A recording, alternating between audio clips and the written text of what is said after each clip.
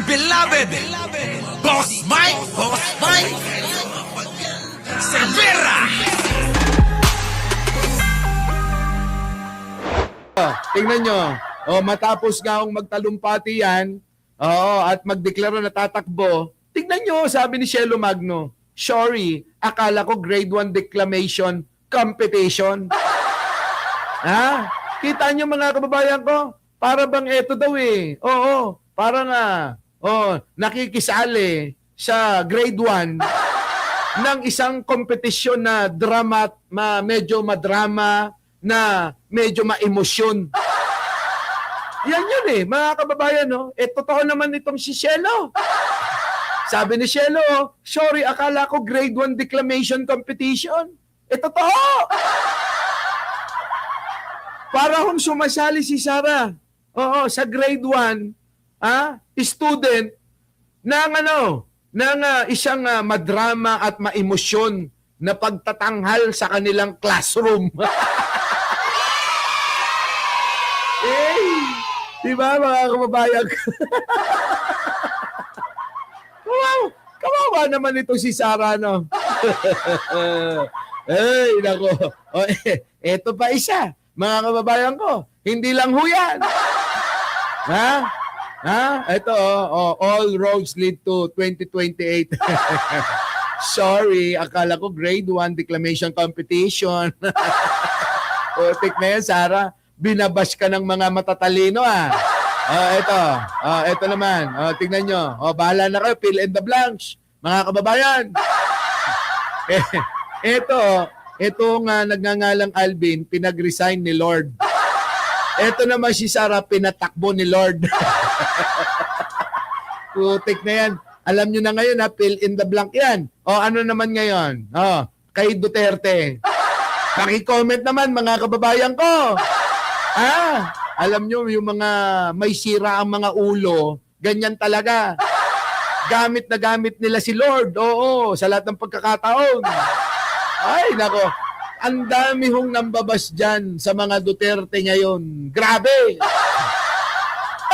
Kaya nga eto, mga kababayan ko, sabi naman ni Atty. Claire Castro, dahil tinanong niya nga, tambalang Lenny, at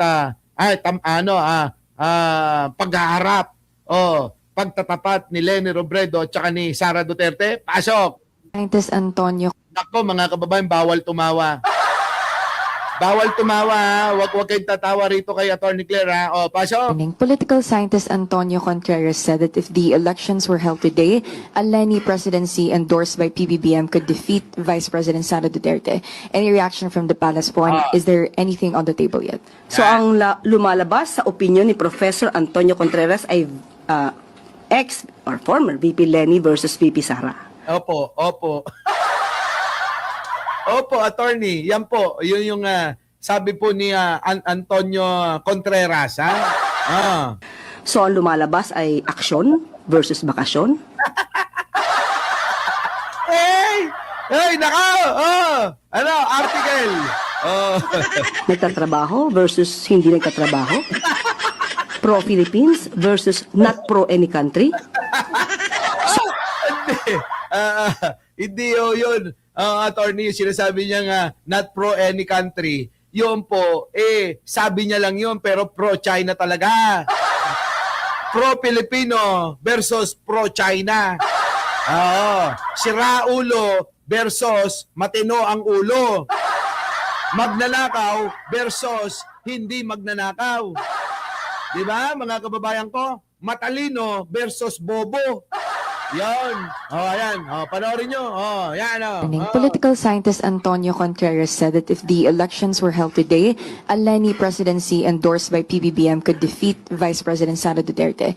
Any reaction from the palace po? And is there anything on the table yet? So ang lumalabas sa opinion ni Professor Antonio Contreras ay ex or former VP Leni versus VP Sara. So ang lumalabas ay aksyon versus bakasyon. Nagtatrabaho versus hindi nagtatrabaho. Pro-Philippines versus not pro-any country. Alam niyo mga kababayan, natutuwa ako sa reaction ni Atty. Claire. yung po bang habang sinasabi niya, pansinin niyo yung mukha niya. seryosong seryoso, hindi ho nagpapatawa, pero mga kababayan, pag napakinggan natin, nakakatawa. ito, mga kababayan ha, totoo, ayan o, yung seryosong mukha ni Atty. Claire, oo, siya, hindi siya nagpapatawa, pero tayo, matatawa. Ito, Opinion ni Professor Antonio Contreras ay ex or former VP Lenny versus VP Sara. So ang lumalabas ay aksyon versus bakasyon, nagtatrabaho versus hindi nagtatrabaho, pro-Philippines versus not pro any country, suhesyon na igagalang, patawad, pero hindi napapanahon. Grabe, no? Mga kababayan, ano? Oo, nakakahiya si Sara, mga kababayan. Matindi ang kapahiyaan, no, eh. Oo, kaya lang talagang likas ang malapad at makapalang mukha ni Sara, eh. Kaya ho, ayan, di ba? Nilalamon niya na lang ng husto, mga kababayan. Lahat ng pambabatikos ng mga matatalino. Ito, matindi, eh. Okay lang, okay lang ho, mga kababayan, na batikusin ka ng mas bobo sa'yo. Ha? Mga kababayan, okay lang ho yun. Wala hong ano yun eh. Wala hong, walang tama. Oo, hindi ka masasaktan. Pero yung mas matalino sa'yo, ang babatikos sa'yo, nakaw, aray ko po. Nakaw pa ko ha! Di ba? Ang sakit no, no? Ano ba yung sabi ni Contreras? Antonio Contreras, bakit ba nasabi ito? O, pakinggan natin na, pasok! Oh. They're going to come back with a vengeance. Kita mo naman yung comment ng kanyang mga supporters sa ngayong nagdeklara pa nga lang siya ng kandidatura niya. Meron ng mga tema na naglalabasan na panahon natin ngayon, i-guarantee mo kami sa Kita niyo mga kababayan na yung naratibo nila, panahon na natin ito, gaganti kami. Kita niyo mga kababayan ko, no? Ha? Yan po ba ang matatawag natin, mga kababayan, na isang mahusay at matalinong politika? Politiko. Oh, di ba? Mga kababayan, dito walang gantihan. Si Pangulong Bongbong Marcos hindi gumanti. Nakalaban si Isko, tinulungan. Nakalaban si Manny Pacquiao, tinulungan. Nakalaban si Lenny, tinulungan. Kita nyo?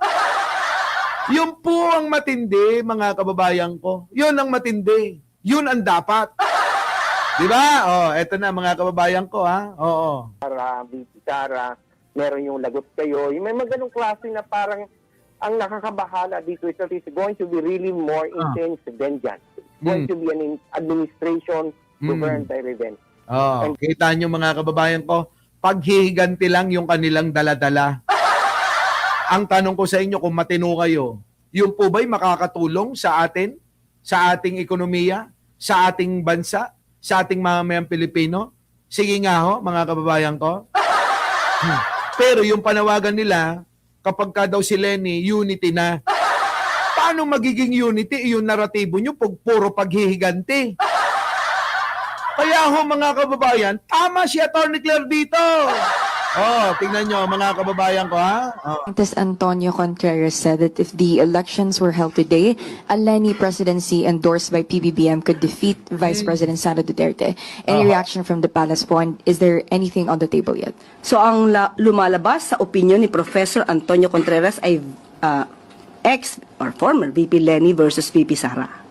So ang lumalabas ay aksyon versus bakasyon, nagtatrabaho versus hindi nagtatrabaho, pro-Philippines versus not pro any country, suhesyon na igagalang, patawad, Patawad. Lord! Patawad! Oy, wag na natin gayahin si Alvin. Di ba? Our beloved Boss Mike Cervera.